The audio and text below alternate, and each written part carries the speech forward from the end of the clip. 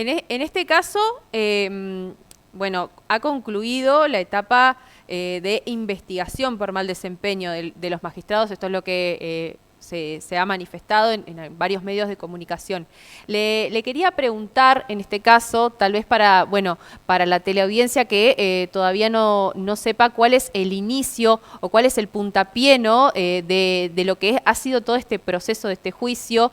si nos puede comentar, bueno, cómo surge y también, bueno, cómo está haciendo el presidir este proceso, con qué se está encontrando usted desde ese lugar. Bueno, nosotros asumimos con mucha responsabilidad este proceso desde que, bueno, nuestro presidente de la Nación informó la decisión de mandar al Congreso el pedido de juicio político a la Corte a partir de conocerse una serie de conversaciones que había mantenido un funcionario muy importante de la Corte, mano derecha o de extrema confianza del presidente de la Corte, Horacio Rosati, el señor Silvio Robles, con quien fuera el ministro de Justicia y Seguridad de la Ciudad de Buenos Aires, Marcelo D'Alessandro. Recuerdo a la audiencia que en la Corte tramitaban dos causas muy importantes. Una es la causa coparticipación, que tenía que ver con el reclamo que hacía la Ciudad de Buenos Aires de que el gobierno nacional le había reducido la coparticipación o los montos que le transfería por correspondientes a la seguridad de la Ciudad de Buenos Aires, que había sido aprobado por la ley del Congreso, la 27606, y luego había un reclamo también por Consejo de la Magistratura, una causa que tramitaba la Corte, donde la Corte termina resolviendo que la ley que había estado 15 años vigente ya no tuviera vigencia y se restituyera, si el Congreso no sancionaba una nueva, una ley anterior. Con lo cual, fundamentalmente lo que motivó el juicio político fue la extralimitación, en principio, de parte del Poder Judicial, de la Corte Suprema de Justicia, por parte de sus integrantes, de excederse en el uso de sus facultades propias que le corresponden por la división de poderes que establece la Constitución. La Constitución es muy clara respecto a lo que le corresponde al Poder Ejecutivo, a las facultades que tiene el Poder Judicial y a las facultades que tiene el Congreso. Lo que habría hecho la Corte en un principio fue vulnerar esos principios que establece la Constitución, que garantizan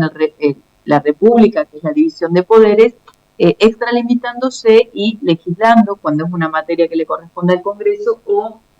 dictando política pública, definiendo los montos que le corresponden a cada jurisdicción en el caso de coparticipación. Claro. Respecto a obra social del Poder Judicial,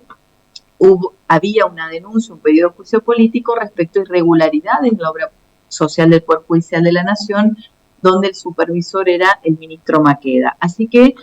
lo que hizo la comisión o la tarea que llevamos adelante a partir de los 14 pedidos de juicio político a los integrantes de la Corte fue estudiar los pedidos de juicio político, ver si tenían sustento estas denuncias para declarar la admisibilidad. La admisibilidad es lo que es un análisis de si las denuncias tienen contenido, sustento o no para abrir la etapa sumaria de investigación. Nosotros llevamos adelante la etapa sumaria de investigación y luego lo que acaba de ocurrir la semana pasada es que cerramos la etapa sumaria de investigación para ya proceder a formular los cargos por mal desempeño a los jueces de la Corte en cada una de las causas, coparticipación, 2x1 y Consejo de la Magistratura, para que los jueces respondan a esos cargos y luego la comisión dictamine la acusación, si es procedente la acusación o no, de los jueces de la Corte por mal desempeño en estas causas. Otra de las causas que no mencioné y está acusado el ministro Carlos Rosenkrantz es haber dictado el fallo del 2x1 en connivencia con el gobierno del expresidente Mauricio Macri, donde se intentó beneficiar a genocidas con la conmutación de penas, es decir, con la reducción de penas, que es algo que la doctrina internacional no tiene o establece que no procede cuando se trata de delitos de lesa humanidad. Todas estas causas lo que se hizo fue un análisis exhaustivo de los distintos pedidos de juicio político, se agrupó los pedidos en función de las temáticas y la conexidad o identidad de las temáticas para llevar adelante la investigación, que constó en producir prueba informativa, testimonios, muchas audiencias testimoniales, pasaron 65 testigos por la comisión, y una vez terminada la etapa investigativa, lo que se hizo fue elaborar un informe que es un resumen de toda la investigación, con toda la prueba relevada a partir de los hechos, a partir de la hipótesis que se investigó, y allí se determinan los cargos provisorios. ¿Qué significa esto? Bueno, qué responsabilidad o cargo formal de desempeño se le endilga a cada juez de la Corte en cada causa. Qué sé yo, a Rosenkrantz, por ejemplo, se le endilga haber retenido un fallo, que es el fallo Shifting, para retener a la doctora Hayton en la Corte para poder tener una mayoría para votar el caso Muiña, es decir, sacar el fallo en beneficio de los de 2-1 a los genocidas, porque de lo contrario Hayton se hubiera jubilado y no hubiese estado para la mayoría automática. Y lo que se investiga es si se negoció o acordó con la doctora Hayton sostenerla o darle continuidad a la Corte, a pesar de cumplir los 75 años, para que pueda hacer esta mayoría y poder dictarse el fallo que beneficia a los genocidas, que es lo que el gobierno de Macri pregonaba de alguna manera a través del secretario de Derechos Humanos, que decía que los genocidas tenían que tener prisión domiciliaria. Esta es una de las causas. Luego, como te decía, esta coparticipación, donde claramente los chats que se filtran o las conversaciones supuestas entre el señor Silvio Robles y el ministro de Justicia de la Ciudad de Alessandro hablaban de, bueno, una causa donde el gobierno nacional había recusado justamente al doctor Rosati por los vínculos que había entre el secretario, el director de su vocalía, con el ministro de Seguridad y Justicia, que era una de las partes intervinientes en coparticipación. Entonces, la posibilidad de que se afectara la independencia y la imparcialidad de la justicia al fallar fue lo que motivó la recusación, porque aparentemente estas dos personas habrían ido juntas a un cumpleaños de un juez, de uno de los jueces de nombre Maíquez. Entonces, esto hizo que se recusara y el juez Rosati no aceptó la recusación, y allí es donde estas supuestas conversaciones hablan del fallo Robles y de esta situación de la recusación. Finalmente termina la Corte fallando en función del gobierno de la Ciudad de Buenos Aires, favoreciendo a una de las partes que no casualmente es una de las partes que conversaba con el director general de la vocalía del doctor Rosati, que es el señor Robles. Y en el Consejo de la Magistratura también hay muchas arbitrariedades que se registran en el fallo, que lo que se visualiza en el fallo y en todas las arbitrariedades es que es una causa que se resolvió para que el presidente de la Corte, recién asumido el doctor Rosati, pueda asumir con una ley que dispusiera que el presidente de la Corte sea el presidente del Consejo y de esta manera manejar toda la justicia y el control disciplinario de los jueces y todo lo que es la administración del Poder Judicial, los recursos. La verdad es que es un juicio que tiene tantas aristas, me imagino todo lo que ha sido el trabajo en las diferentes comisiones. Usted hablaba de, bueno, más de 70 personas que estuvieron participando, hemos podido asistir, de hecho,